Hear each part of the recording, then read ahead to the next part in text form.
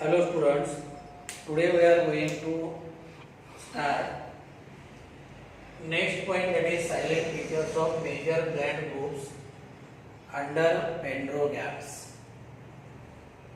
As far as this topic is concerned, at the beginning, means at introductory part, we have seen kingdom plenty.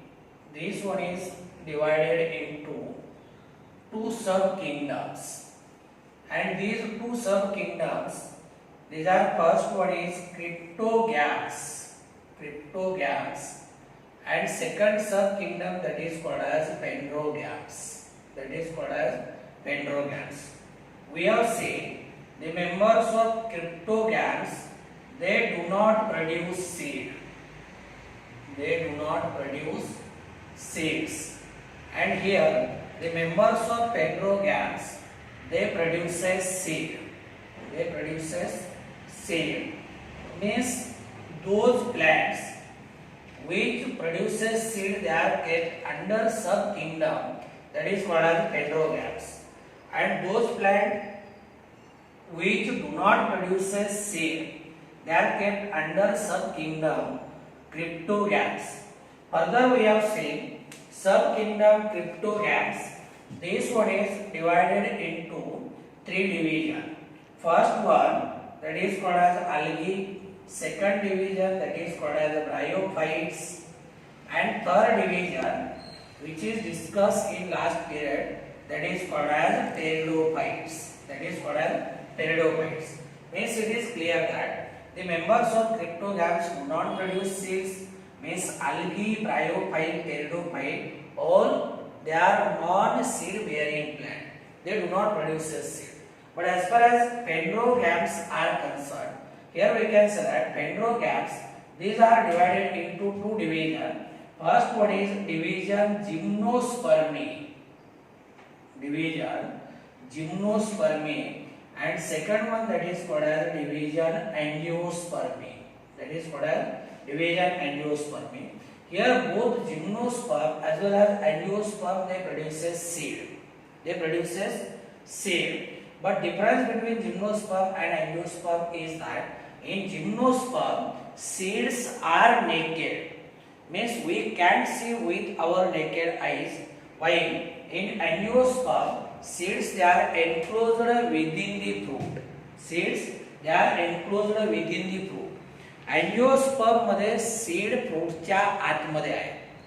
If we take the example, for example, brinjal, वांग्यामध्ये ज्या बिया आहेत त्या वांग्याच्या आतमध्ये आहेत.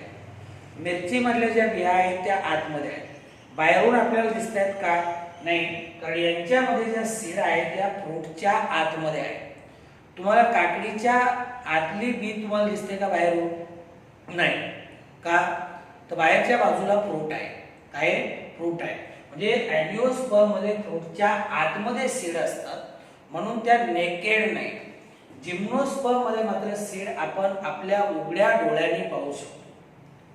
आता याचं सरळ सोपं कारण आहे, जर सीड आपल्याला आपल्या उघड्या डोळ्याने दिसते, याचा अर्थ काय की जिम्नोस्पर्म मध्ये फ्रूट तयार होत नाही, आणि फ्रूट तयार होत नाही म्हणून सीड नेकेड आहे. इथं मात्र सीड एनक्लोज्ड विदिन दी फ्रूट. तर आता आपल्याला, आपण आतापर्यंत अल्गी पाहिलं, ब्रायोफाइट पाहिलं, टेरिडोफाइट पाहिलं. आता याच्यानंतर आपल्याला काय करायचंय, पेंड्रोगॅम्स मधल्या दोन डिव्हिजन पाहिजेत. एक पहिली डिव्हिजन आहे division gymnospermae, and second division, that is called as angiosperm.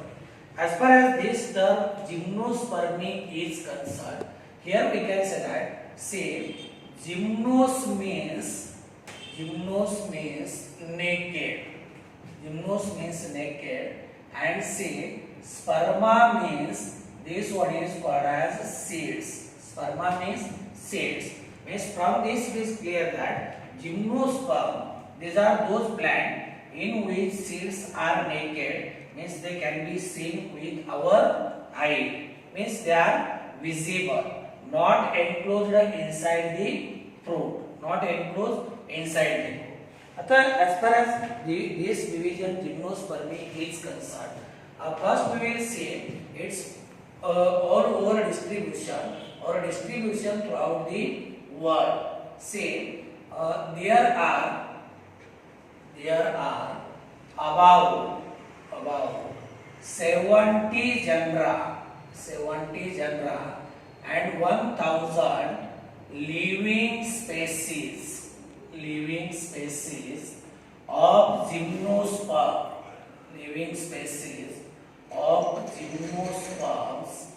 in world or throughout the world. याचं डिस्ट्रीब्युशन किती 70 जनरा मध्ये आणि 1000 लिव्हिंग स्पेसीज. एक लक्षात घ्या, आतापर्यंत आपण फक्त स्पेसीज ही टर्म वापरली होती, लिव्हिंग ही टर्म आपण वापरले नाही.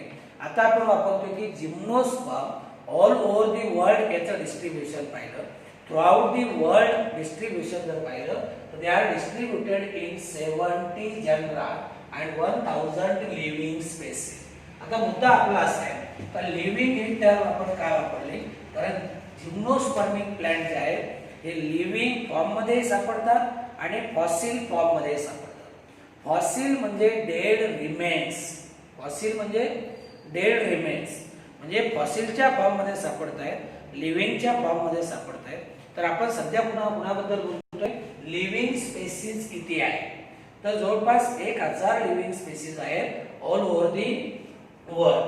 But as far as our country is concerned, here we can say that in India it is represented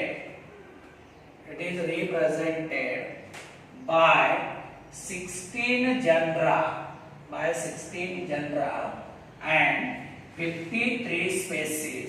16 genera and 53 species. भारतामध्ये जर याचं डिस्ट्रीब्युशन पाहिलं तर 16 जनरा आहेत आणि 53 स्पेसीज आहेत कुणाच्या, लिव्हिंग जिम्नोस्पर्मिक प्लांटच्या. कुणाच्या बघा, 70 genera, 1000 living species throughout the world. But as far as our country is concern, in India there are 16 genera and 53 species. Then next character that is most of gymnosperms are evergreen. Then they are shrubs or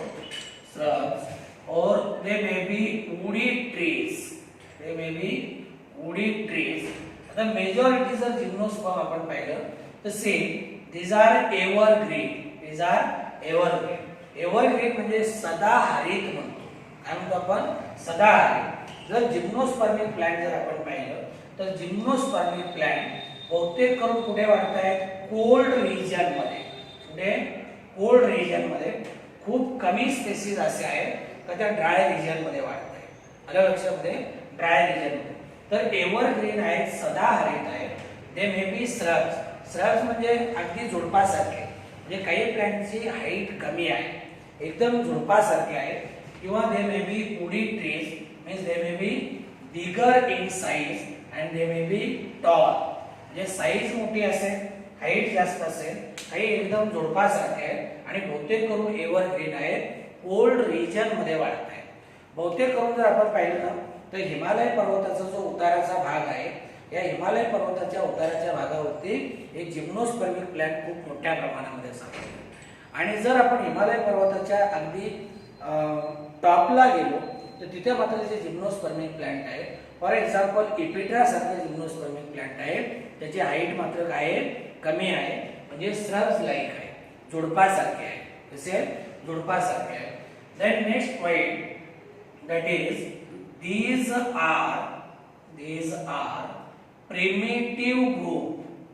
are primitive groups of flowering plants producing naked seeds. Naked seeds means we can see with our naked eyes. याचं कारण काय, seeds naked आहे, म्हणजे याचा अर्थ असा आहे की here fruits R upset.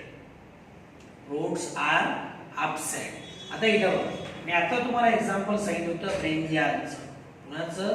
Brinjal. वांग्याचं एक्झाम्पल घेतलं होतं आपण किंवा कुकुंबरचं एक्झाम्पल घ्या. Brinjal. Second example that is cucumber. वांग्यामधल्या किंवा काकडीमधल्या बिया आपल्याला दिसत आहेत का? नाही दिसत. याचं कारण काय? त्या फ्रूटच्या आतमध्ये आहे. म्हणजे हे अँजिओस्पर्मिक प्लांट आहे, यांच्यामध्ये फ्रूट तयार होतं. काय होतं? यांच्यामधलं फ्रूट तयार होतं. तुम्हाला आंब्यामधली कोय बाहेरून दिसते का? नाही दिसत. का? It is enclosed within the fruit. It is enclosed within the fruit. आणि जर एखादा मला सर दिसते तर मग त्याला तपासून आणावं लागेल. आलं लक्षामध्ये? आता इथं मात्र काय की अँजिओस्पर्म मध्ये फ्रूट तयार होते, पण जिम्नोस्पर्मिक प्लांट मध्ये काय? Fruits are absent. म्हणजे fruits these are not produced. Fruits they are not produced. That is why they are called as naked seed. म्हणजे जिम्नोस्पर्मिक प्लांट जे आहे, gymnospermic plant these are primitive group of flowering plant. आता इथं आणखी थोडं confusion create होते. Generally हे जे जिम्नोस्पर्म आहेत, यांना फ्लॉवरिंग प्लांट जरी म्हणलं तरी यांच्यामध्ये फ्लावर्स तयार होत नाही. आलं लक्षामध्ये? आता काही ठिकाणी त्यांना नॉन फ्लॉवरिंग प्लांट म्हणले, काही ठिकाणी फ्लॉवरिंग प्लांट म्हणले. ऍक्च्युअली हे नॉन फ्लॉवरिंग प्लांट आहे, पण टेक्स्टबुक मध्ये शब्द दिला म्हणून मी जसं तसं वापरलं. नाहीतर तुम्हाला सांगितलं की जिम्नोस्पर्म हे नॉन फ्लॉवरिंग प्लांट आहे. काय? नॉन फ्लॉवरिंग प्लांट आहे. दे प्रोड्युसेस नेकेड सीड. आता प्रिमिटिव्ह का म्हणतो? याचं कारण असं की यांच्यानंतर येणारे जे अँजिओस्पर्म आहे ते हायली डेव्हलप्ड आहे. काय? Highly developed. म्हणून these are primitive groups of flowering plant in which naked seeds they are produced.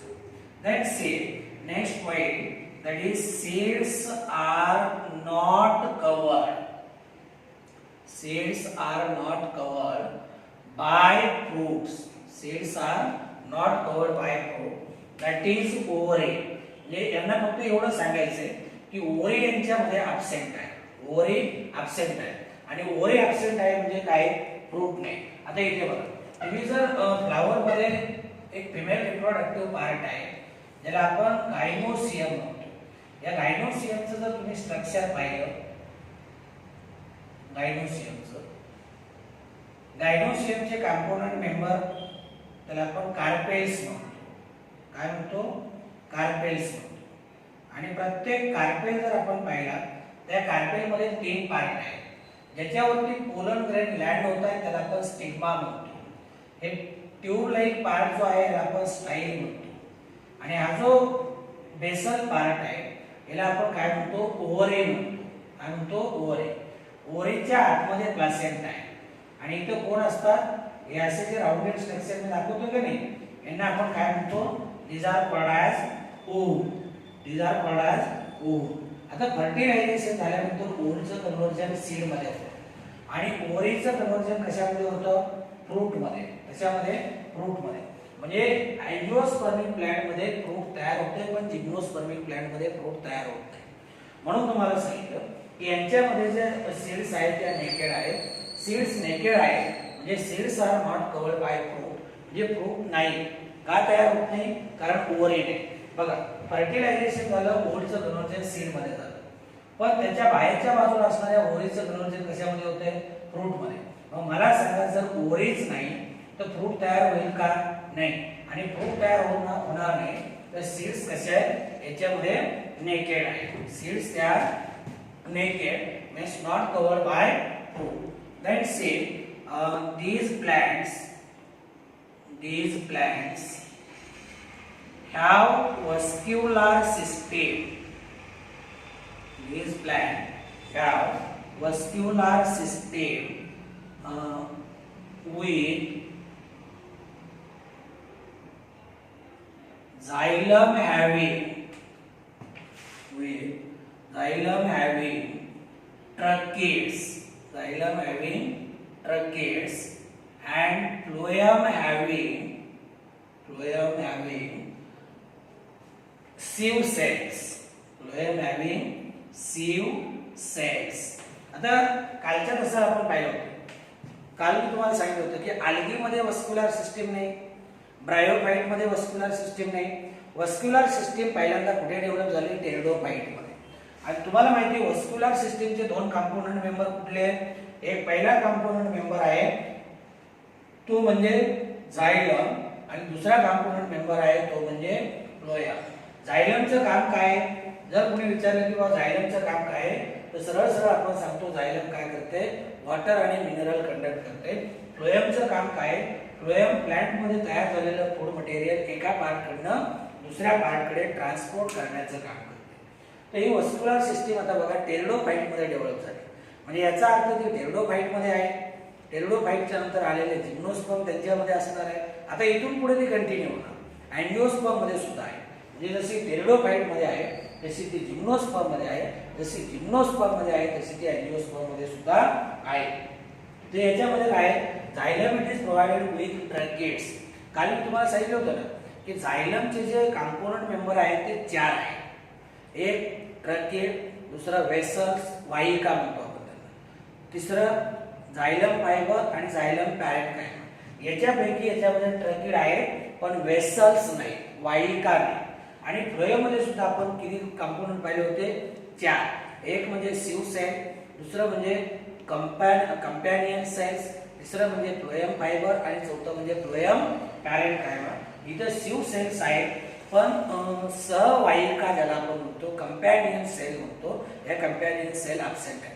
आता तुम्ही जास्त डोकं लावायचं नाही, फक्त जेवढं सांगितलं तेवढं लक्षात ठेवायचं की यांच्यामध्ये वस्क्युलर सिस्टीम आहे. वस्क्युलर सिस्टीम आहे म्हणजे झायलम आहे, फ्लोएम आहे. झायलम मध्ये फक्त ट्रॅकेट आहे आणि फ्लोएम मध्ये कोण आहे? Sieve cell. Next point that is the plant body is sporophyte. Plant body is sporophyte. आता याच्यामध्ये सुद्धा हेटेरोमॉर्फिक अल्टरनेशन ऑफ जनरेशन आहे. 2 वेगवेगळे जनरेशन आहेत, एक स्पोरोफाइट, दुसरं गॅमेटोफाइट. जी प्लांट बॉडी आहे, जिम्नोस्पर्मिक प्लांटची जी प्लांट बॉडी आहे त्याला आपण काय म्हणतो? That is called as sporophyte. आणि तुम्हाला माहिती आहे स्पोरोफाइट 3 पार्ट मध्ये डिफरन्शिएट होतो. कुठले 3 पार्ट आहेत? हे जे 3 पार्ट आहेत त्याला आपण काय म्हणतो? रूट, स्टेम आणि लीव्हज म्हणतो. काय म्हणतो? रूट, स्टेम आणि leaves. Same next point that is sporophyte. Is differentiated into 3 parts, and these 3 parts, they are first one is root, second one that is stem, and third one that is leaves. म्हणजे आता बघा sporophyte टेरिडोफाइटचा असू द्या, जिम्नोस्पर्मचा असू द्या किंवा अँजिओस्पर्मचा असू द्या, हे स्पोरोफाइट म्हणजे मेन प्लांट बॉडी म्हणतो. आणि मेन प्लांट बॉडी 3 पार्ट मध्ये डिफरन्शिएट होते. हे 3 पार्ट म्हणजे रूट, स्टेम आणि लीव्ह. जसे मी तुम्हाला सांगितलं ना, तुमच्या अंगणामध्ये कुठलेही झाड असू द्या, लिंबाचं असू द्या, आंब्याचं असू द्या किंवा इव्हन बदामाचं झाड जरी असलं तरी तुम्ही त्याला ते झालं स्पोरोफाइट. आणि त्याला आपण 3 पार्ट मध्ये डिफरन्शिएट करतो. जमिनीमध्ये त्याला रूट्स आहेत, जमिनीच्या वरती आलेलं त्याचं स्टेम आहे आणि स्टेम वरती वेगवेगळ्या ब्रँचेस आहेत, त्याच्यावरती लीव्हज आहेत. म्हणजे स्पोरोफाइट किंवा मेन प्लांट बॉडी जी आहे it is differentiated into these 3 parts. आता आपण काय करूया, थोडी माहिती या तिन्ही पार्ट बद्दल आपल्याला पाहिजे. याच्यामध्ये पहिला पार्ट जर आपण पाहिला तर same in some gymnospermic plant roots are associated or root they forms symbiotic association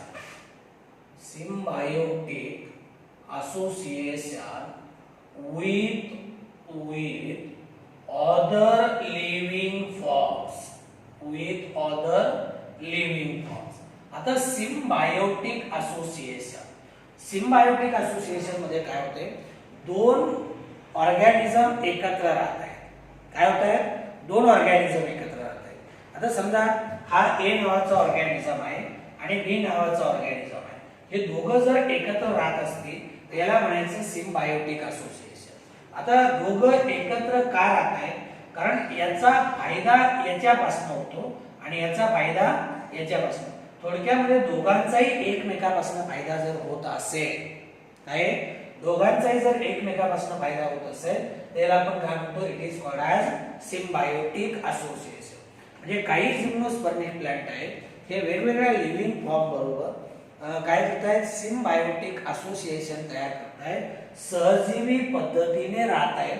म्हणजे सहजीवी पद्धतीने जेव्हा राहत आहेत तेव्हा दोघांचाही फायदा होतो. काय होतो, दोघांचाही फायदा होतो.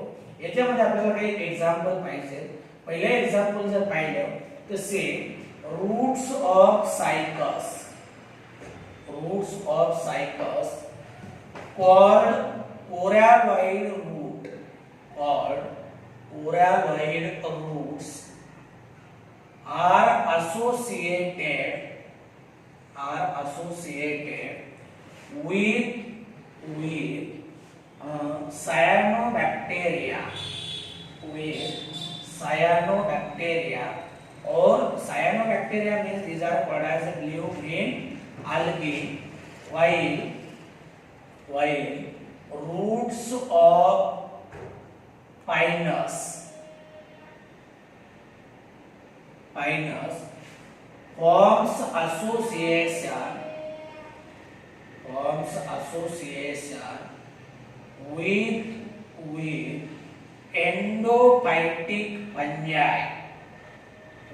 endophytic fungi. This one is called mycorrhizae. It is called as mycorrhizae.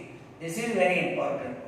आपण काय म्हणलं की काही प्लॅंट मध्ये जे रूट आहेत ते दुसऱ्या लिव्हिंग ऑर्गॅनिझम बरोबर काय करतात, सहजीवी पद्धतीने राहत आहेत, म्हणजे सिम्बायोटिक असोसिएशन तयार करतात. याचे दोन एक्झाम्पल आपल्याला पाहिजे. हे सायकस नावाचं जिम्नोस्पर्मिक प्लांट आहे. या सायकस मध्ये जे रूट आहे ते कोरॅलॉइड रूट आहे. ऍक्च्युअली जे ट्रू रूट आहे ते सॉइल मध्ये आहे. आता इथे जर तुम्ही पाहिलं, समजा सायकस प्लांटचं स्टेम आहे, ही सॉइल लेवल आहे. आता मेन रूट कुठे, सॉइल मध्ये. पण इथं काही असे स्ट्रक्चर बाहेर आल्यासारखे दिसतात जमिनीच्या वरती. यांना आपण काय म्हणतो, these are called as coralloid root. They are called as coralloid root of cycas.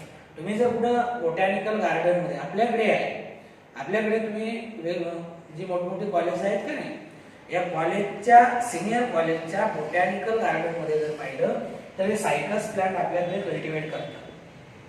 आणि जवळ जाऊन जर पाहिलं तर जमिनीच्या लगत स्टेमच्या अगदी लोअर साइडला काय असतात, याचे डायकॉटोमसली ब्रँच्ड रूट असतात. या रूटला आपण काय म्हणतो, these are called as coralloid root. आता coralloid root they form symbiotic association with cyanobacteria or blue green algae.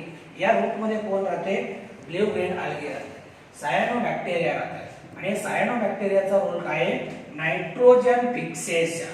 काय ॲटमॉस्फेरिक नायट्रोजन जे आहे, हे ॲटमॉस्फेरिक नायट्रोजन काय करतात, सायनोबॅक्टेरिया रूटच्या आतमध्ये फिक्स करतात. बदल्यामध्ये रूट त्याला काय देते, प्रोटेक्शन देते, राहण्यासाठी जागा देते, खाण्यासाठी जेवण देते, म्हणजे फूड मटेरियल काय देते, प्रोव्हाइड करते. म्हणजे बघा इथं ब्ल्यू ग्रीन अल्गीचाही फायदा झाला आणि कोरॅलॉइड रूटचाही फायदा झाला. याला म्हणायचं सिम्बायोटिक असोसिएशन. दुसरं एक्झाम्पल आहे, while roots of pinus form. Pinus हे सुद्धा काय आहे, जिम्नोस्पर्मिक प्लांट आहे. पायनसची हाईट जास्त असते, हे वुडी ट्री आहे. Pinus form association with endophytic fungi. Endophytic fungi म्हणजे हे जे पायनस प्लांटचे रूट आहेत याच्या आतमध्ये endophytic, endo means within, inside, म्हणजे पायनस प्लांटच्या रूट मध्ये काय राहतात, फंजाई. आता हे फंजाई काय करतायत, फंजाई सॉइल मधनं मिनरल्स ऍब्सॉर्ब करतायत, न्यूट्रिएंट्स ऍब्सॉर्ब करतायत, कुणाला देतायत, या पायनस प्लांटला देतायत. त्याच्या बदल्यात पायनस प्लांटचं रूट त्याला प्रोटेक्शन देते, त्याला फूड मटेरियल देते. म्हणजे या दोघांचाही फायदा झाला. काय झाला, दोघांचाही फायदा झाला.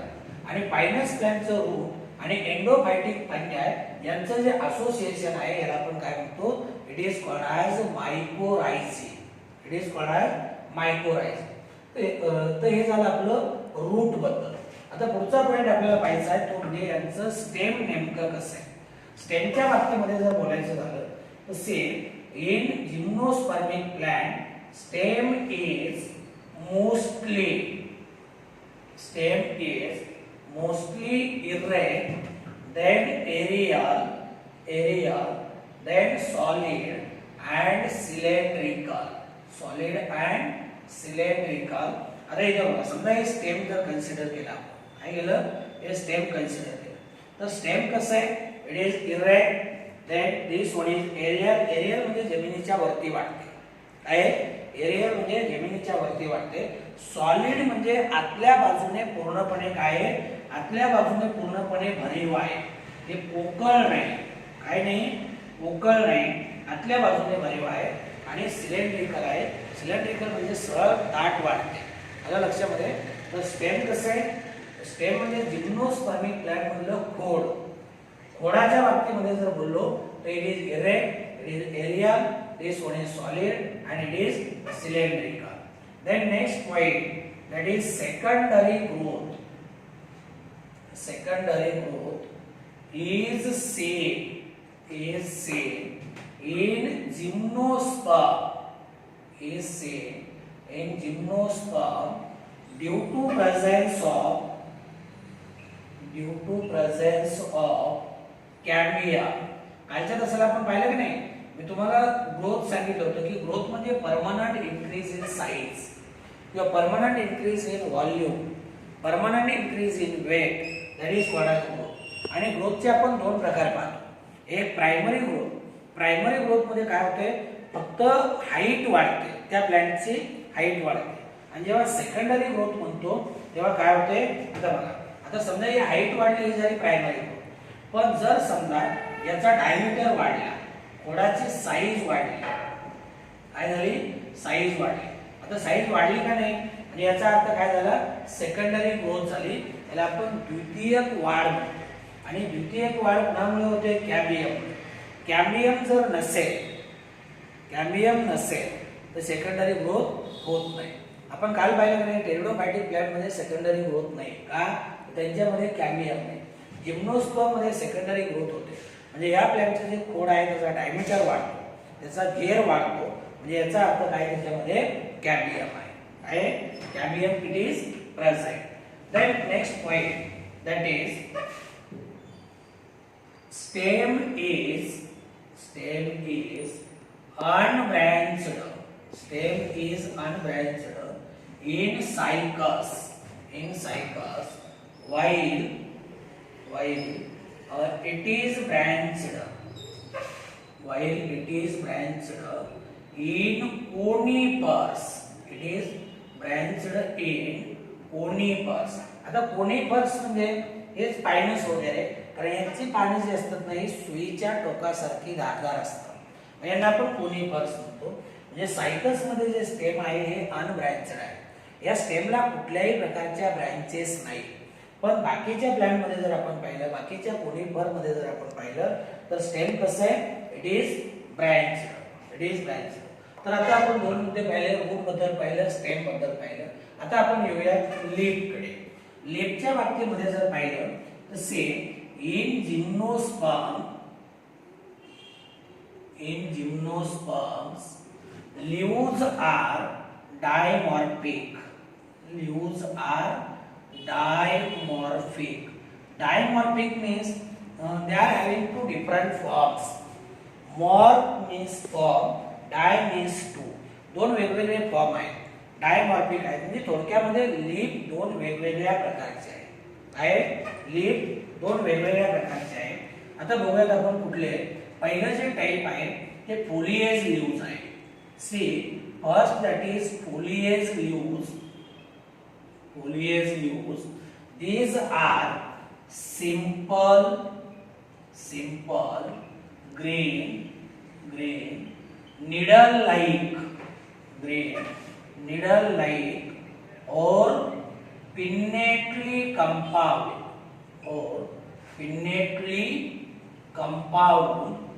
and scale leaves are small. They are membranous and they are brown in color. जे मेन लीफ आहे त्यांना आपण फोलिएज लीव्स म्हणतो, जे की ग्रीन कलरचे आहे. फोटोसिंथेसिस करतायत, फूड मटेरियल सिंथेसाइज करतायत. तर फोलिएज लीव्स कसे these are simple, they are green, they are needle like, अगदी सुईच्या टोकासारखे धारदार पानं असतात. किंवा पिनेटली कंपाऊंड. पिनेटली कंपाऊंड बघा, मी कालच्या तासाला तुम्हाला सांगितलं होतं की एक हा कॉमन रॅचिस आहे. काय हा कॉमन रॅचिस आहे, याला मिडरीम म्हणा. इथं जर समजा याच्या दोन्ही बाजूने लीफ असे डेव्हलप झाले तर याला आपण काय म्हणतो, these are called as pinnately compound leaves. They are called as pinnately compound leaves. म्हणजे leaves they are found from both side of rachis, both side of rachis. आता हे झालं फोलिएज लीव्हज बद्दल. म्हणजे फोलिएज लीव्हज सिंपल आहे, green कलरचे आहे, needle like आहे किंवा पिनेटली कंपाऊंड आहे. आणि स्केल लीव्हज जे आहे, scale leaves they R very small, they are membranes and they are brown in color. They are brown in color. नंतर next point, that is spores are produced. Say spores are produced. Spores are produced by microsporopyle. By microsporopales and megasporopales. Microsporopales and megasporopale. मायक्रोस्पोरोपिल जे आहे, मायक्रोस्पोरोपिल म्हणजे असे त्याला आपण मायक्रोस्पोरोपिल, मेगास्पोरोपिल, special leaves म्हणूया. काय special leaves. आणि हे एकत्र येऊन काय करतात, हे कॉम्पॅक्ट स्ट्रक्चर तयार करतात. आणि हे कॉम्पॅक्ट स्ट्रक्चर म्हणजे त्याला आपण कोन म्हणतो. काय म्हणतो, कोन किंवा स्टॉबिलस. तर मायक्रोस्पोरोपिल कुठले स्पोर तयार करतायत, पोलन ग्रेन्स. आणि megaspores these are produced by megasporophyll. They are produced by megasporophyll. Microsporophyll, megasporophyll, they produces microspore and megaspore. Microspore and megaspore. मायक्रोस्पोरचं दुसरं नाव काय आहे, that is called as pollen grain. तर this is about the general characters of division angiosperm. काय काय पाहिलं आपण याच्यामध्ये पाहिलं की थ्रूआउट दी वर्ल्ड जर आपण पाहिलं तर यांचं डिस्ट्रीब्युशन 70 जनरा आणि 1000 लिव्हिंग स्पेसिस मध्ये आहे. भारतामध्ये जर डिस्ट्रीब्युशन पाहिलं तर 16 जनरा अँड 53 स्पेसिस. त्याच्या पुढे जाऊन आपण काय पाहिलं की जिम्नोस्पर्मिक प्लांट बहुतेक करून एव्हरग्रीन आहेत, सदाहरित आहेत, काही श्रब्स आहेत, काही उडी ट्रीज आहेत. These are primitive group of flowering plant which produces naked seed. Seed naked आहे, आपण आपल्या उघड्या डोळ्याने पाहू शकतो कारण त्यांच्यामध्ये फ्रूट तयार होत नाही, म्हणजे they do not form fruit. नंतर काय पाहिलं की यांच्यामध्ये वस्क्युलर सिस्टीम आहे. वस्क्युलर सिस्टीम आहे, झायलम आहे, फ्लोएम आहे. झायलम मध्ये कोण आहे, ट्रॅकिड्स. आणि फ्लोएम मध्ये कोण आहे, वेसल्स. नंतर पाहिलं की मेन प्लांट बॉडी जी आहे त्याला आपण स्पोरोफाइट म्हणतो. स्पोरोफाइट आपण 3 पार्ट मध्ये डिफरन्शिएट करतो. पहिला पार्ट जो आहे तो म्हणजे रूट, दुसरा आहे तो स्टेम, तिसरा आहे तो लीव्ह. रूटच्या बाबतीमध्ये आपण बोललो की काही जिम्नोस्पर्मिक प्लांट काय करतात, बाकीच्या लिव्हिंग फॉर्म बरोबर सिम्बायोटिक असोसिएशन तयार करतात. म्हणजे सिम्बायोटिक असोसिएशन मध्ये जे 2 ऑर्गॅनिझम एकत्र येत आहेत त्या दोघांचाही एकमेकापासून फायदा होतो. जसे की सायटसचे कोरॅलोइड रूट आपण पाहिले, त्यांचं असोसिएशन कोणाबरोबर आहे, सायनोबॅक्टेरिया किंवा न्यूग्रीन आहे. आणि पायनस प्लांटचे जे रूट्स आहेत ते कुणाबरोबर असोसिएशन तयार करतात, एंडोफायटिक फायली आहे. आणि एंडोफायटिक फायली आहे आणि पायनसचे रूट यांच्यामधलं जे असोसिएशन आहे that is called as mycorrhiza. नंतर आपण पाहिले की स्टेम बहुतेक करून इरेक्ट आहे. Stem is mostly erect, then it is aerial, solid और सिलेंड्रिकल. सेकंडरी ग्रोथ जिम्नोस्पर्म मध्ये आहे. म्हणजे जिम्नोस्पर्मिक प्लांटचं जे खोड आहे याचा गर्भ वाढतो, याचा डायमीटर वाढतो, तर त्याच्यामध्ये काय आहे, कॅम्बियम आहे. स्टेम कसे unbranched in Cycas while it is branched in conifers. Branched in conifers. Gymnosperm leaves dimorphic आहे. जिम्नोस्पर्म मध्ये लीव्हज 2 वेगवेगळ्या प्रकारचे आहेत, एक फोलिएज लीव्हज आणि दुसरं स्केल लीव्हज, हे आपण पाहिलं. आणि स्पोर तयार करणारे जे स्ट्रक्चर आहे हे मायक्रोस्पोरोपिल आणि मेगास्पोरोपिल यांच्यामध्ये मायक्रोस्पोरेंजिया आणि मेगास्पोरेंजिया असतात, ते स्पोर तयार होतात. आता आपल्याला पाहिजे याचं economic importance. Economic importance. Economic importance जर आपण पाहिलं तर फक्त आपल्याला दोन इकॉनॉमिक इम्पॉर्टन्स त्यांनी दिले. एक पहिलं इकॉनॉमिक इम्पॉर्टन्स जे आहे say first one that is Cycas plant किंवा Cycas is grown as ornamental plant.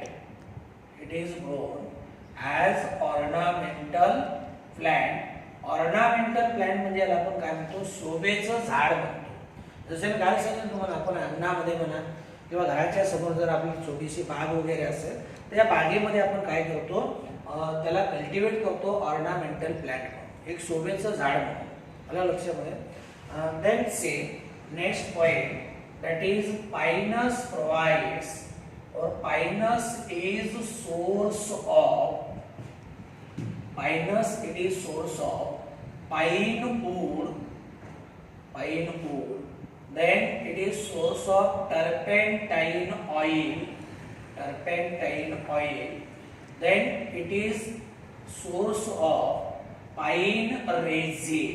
It is source of pine wood. म्हणजे हे लाकूड वगैरे वेगवेगळ्या वस्तू तयार करण्यासाठी, फर्निचर तयार करण्यासाठी याचा उपयोग केला जातो पायनस प्लांटच्या वूडचा. तर ते पाईन वूड मिळते. टर्पेंटाईन ऑइल म्हणजे याच्या लाकडामधनं एक विशिष्ट प्रकारचं ऑइल मिळवलं जातं किंवा काढून घेतलं जातं. आणि पाईन रेझिन जो आहे हा एक विस्कस किंवा स्टिकी सबस्टन्स आहे, तोही मिळतो. आलं लक्षामध्ये. तर हे झाले या दोन प्लॅन्टचे इकॉनॉमिक इम्पॉर्टन्स.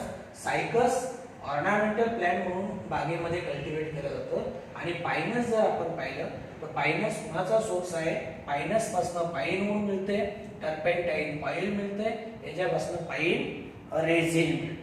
आलं लक्षामध्ये. तर हे झालं जिम्नोस्पर्म बद्दल. आता आपल्याला याच्यामध्ये काय करायचंय, याच्यामध्ये आपल्याला पाहायचंय एक नोट म्हणून आपण पॉइंट पाहूया. त्यांनी टेक्स्टबुक मध्ये दिला आहे.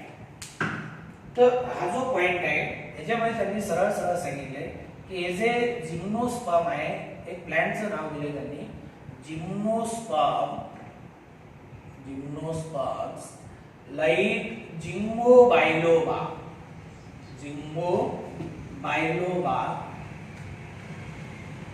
is considered as living fossil. It is because plant is found in living as well as fossil forms, and number of fossil forms are much more than living forms.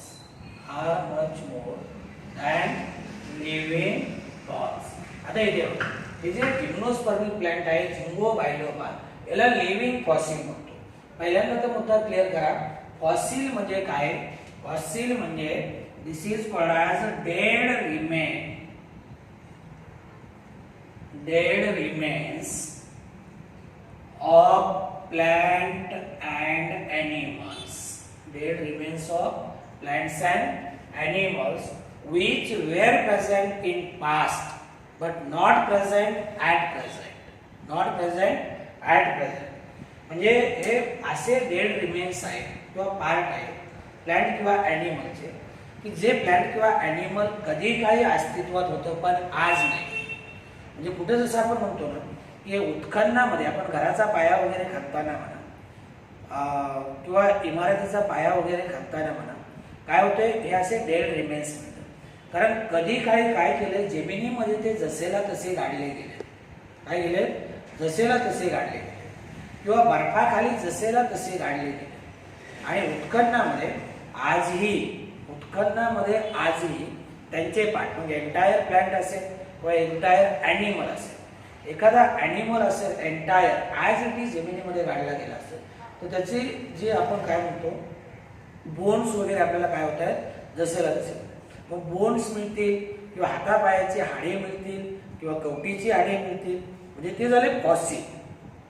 काय झालं fossil म्हणजे आता मला सांगा की समजा बर्फामध्ये जर एखादं प्लॅन्ट असं गाडलं गेलं तर ॲज इट इज ते काय होईल तिथे शिल्लक राहील.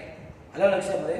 आणि नंतर जे काही आपल्याला मिळेल डेड रिमेन्स त्याला आपण काय म्हणतो फॉसिल. तर हे जे झिंगो बायलोबा नावाचं प्लॅन्ट आहे हे लिव्हिंग फॉर्ममध्ये आहे आणि फॉसिल फॉर्ममध्ये आहे म्हणून याला आपण काय म्हणतो लिव्हिंग फॉसिल. लक्षात आलं ना. लिव्हिंग फॉसिल का म्हणायचं found in living form as well as in fossil form.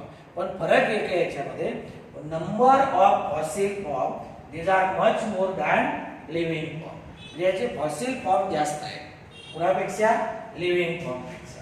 नंतर पुढचा पॉइंट आपल्याला पाहायचा आहे से जिम्नोस्पर्म्स व्हॅरी इन साईज. सगळे जिम्नोस्पर्म सारखे आहेत का नाही. काहीची हाईट एकदम जास्त आहे काहीची कमी आहे काही सरस आहेत काही उडी ट्रीज आहेत. याच्यामध्ये जर एक्झाम्पल पाहिलं say example that is Sequoia sempervirens. Sequoia sempervirens is tallest gymnospermic plant. It is tallest gymnospermic plant in world. Tallest gymnospermic plant in world. हे Sequoia sempervirens नावाचं जिम्नोस्पर्मिक प्लांट आहे. वर्ल्ड मध्ये हे tallest जिम्नोस्पर्मिक. Then say this Sequoia sempervirens it is commonly called coast redwood. Coast redwood of California. Coast redwood of California अमेरिकेमधलं state आहे. त्याच्या किनारपट्टीला सापडणारे हे लाल कलरचं लाकूड देणारं प्लॅन्ट आहे. रेडवूड म्हणजे ज्याच्यापासून लाल रंगाचं लाकूड मिळते ते म्हणजे सेक्वोया सेमपरविरेन्स. कुठे सापडते बहुतेक करून कॅलिफोर्नियाच्या किनारपट्टीलगत. तर हे सगळ्यात टॉलेस्ट जिम्नोस्पर्मिक प्लॅन्ट आहे. याची जर आपण हाईट पाहिली तर से